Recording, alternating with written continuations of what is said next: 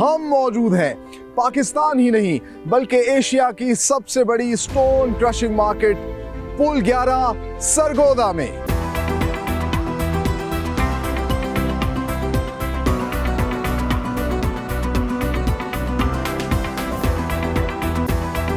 अल्लाह का करम है हमारे पास कि हमें ये नेमत दी अल्लाह ने। पूरे पाकिस्तान में देखेंगे, ओवरऑल एशिया में इससे पक्का पहाड़ कहीं नहीं मिलेंगे आपको। अच्छा, जो इंजीनियर हैं उस माल को ज़्यादा पसंद करते हैं। ये इतना मजबूत है कि आपके जो मोटरवेज में है 90% ये इस्तेमाल हुआ।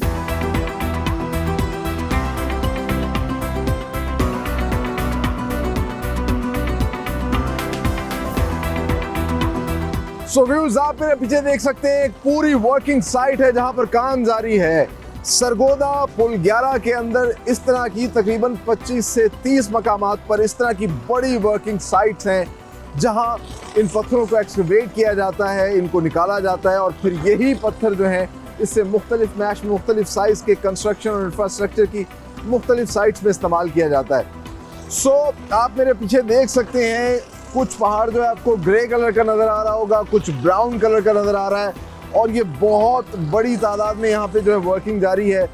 ना सिर्फ बड़े बड़े ट्रैक्टर ट्राले जो कि ट्रांसपोर्टेशन के लिए काम आते हैं, नीचे हम देख रहे हैं कि बड़ी बड़ी मशीनरी है जो ना सिर्फ इस पत्थर को तोड़ने में, इसको शिफ्ट करने में, इस तरह की चीज़ों के लिए इस्तेमाल होती है। अच्छा, अभी आपको आवाज़ आ रही होगी, ये ड्रिलिंग की आवाज़ है और यहाँ पर नीचे लोग जो हैं वो अपने हाथ से ड्रिलिंग कर रहे हैं। ये बड़ी ख़ास किस्म की ड्रिलिंग होती है जो कि माइनिंग के अंदर इस्तेमाल होती है। इसमें काफ़ी नीचे तक जो है वो सुराख किया जाता है, ड्रिल किया जाता है और फिर उसके अंदर जो है बारूद डाला जाता है और फिर उस बारूद को डालने के बाद ब्लास्टिंग की जाती है। लेकिन ब्लास्टिंग से पहले इस चीज़ को इंश्योर किया जाता है कि कोई भी शख्स नीचे ना हो। ये तमाम तर गाड़ियाँ, तमाम तर लोगों को यहाँ से निकाल लिया जाता है। एक मखसूस टाइम होता है, बताया जाता है कि इस टाइम पे कोई भी यहाँ नहीं जाएगा, इसको बिल्कुल कॉर्डन ऑफ कर लिया जाता है और फिर ह्यूमन सेफ्टी को मद्देनजर रखते हुए फिर ब्लास्टिंग का अमल होता है। सो हम आपको वो मनाजिर भी दिखाएंगे किस तरह ब्लास्टिंग होती है और फिर ये जो पत्थर निकलता है इस पत्थर को शिफ्ट किया जाता है आगे क्रशिंग मशीन्स में। यहाँ पर आपको दो किस्म के पहाड़ नज़र आ रहे होंगे। एक ग्रे, जो ग्रे पत्थर निकलता है ग्रे पहाड़ से, वो ज़्यादा फाइन समझा जाता है कंस्ट्रक्शन के लिए और मुख्तलिफ़ किस्म की तैयार छतें और जो कंस्ट्रक्शन के लिए मुख्तलिफ प्रोडक्ट्स बनती हैं उनमें इस्तेमाल होता है। जबकि जो ब्राउन कलर का आपको नज़र आ रहा है उससे रोड़ा तैयार होता है जो सड़कों के लिए इस्तेमाल किया जाता है।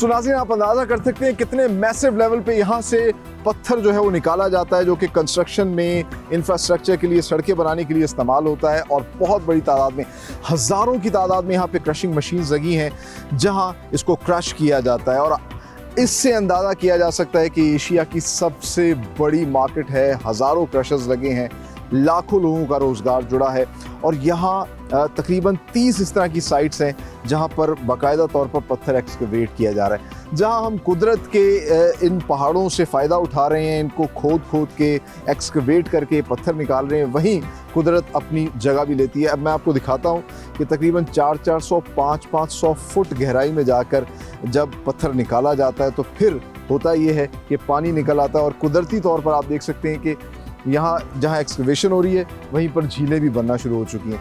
तो ये इतनी खूबसूरत झील है यहाँ पर और इस झील के अंदर जो है कुदरती तौर पे मछलियाँ भी हैं, परिंदे भी आ रहे हैं। तो एक जानिब बहुत ज़्यादा मिट्टी है, घट्टा है क्योंकि पहाड़ को तोड़ा जा रहा है, फिर क्रश किया जा रहा है, तो दूसरी जानिब जो है कुदरत भी अपनी जगह बना रही है। आप देख सकते हैं पीछे भी अभी आपको मशीन्स नज़र आ रही होंगी जहाँ एक्सकवेशन जारी है और ये बिल्कुल उसके साथ जो है ये कुदरती झील है।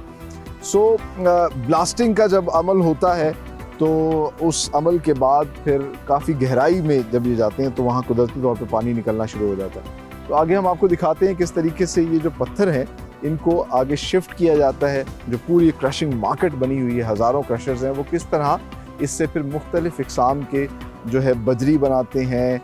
एक सूजी दाना वाली चीज़ होती है, इसको खाका कहा जाता है, वो बनाई जाती है और फिर ये सब कंस्ट्रक्शन में कहाँ कहाँ इस्तेमाल होती है, ये तमाम तर चीज़ें भी आपको दिखाते हैं। आइए मेरे साथ।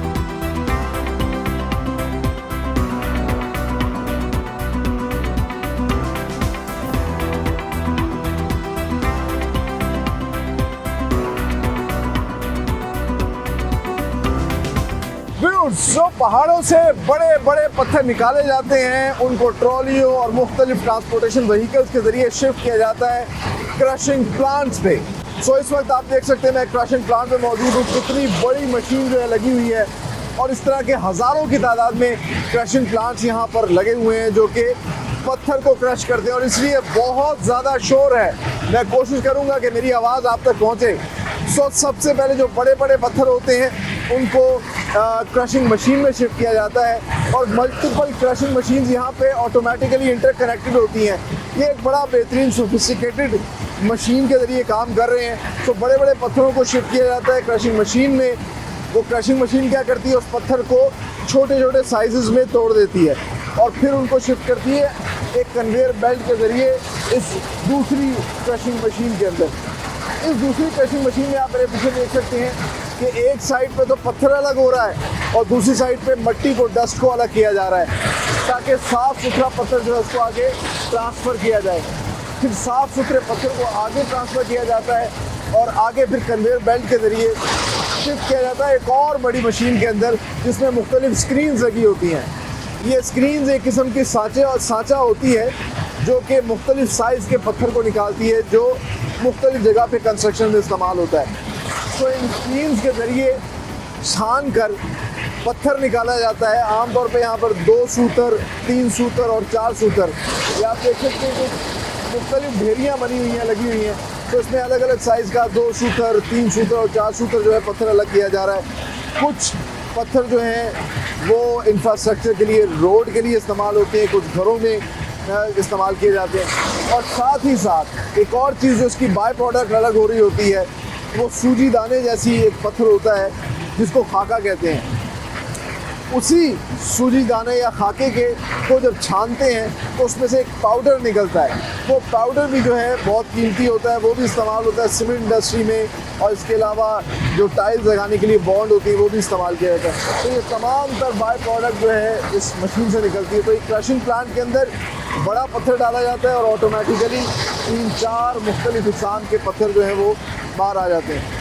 आगे चलते हैं, आपको एक डिस्प्ले सेक्शन भी दिखाते हैं और वहाँ पे दिखाते हैं कि यहाँ किस तरह मुख्तलिफ इकसाम के, मुख्तलिफ मैश के जो है पत्थर निकाले जा रहे हैं और वो कहाँ कहाँ इस्तेमाल होते हैं। आइए मेरे साथ।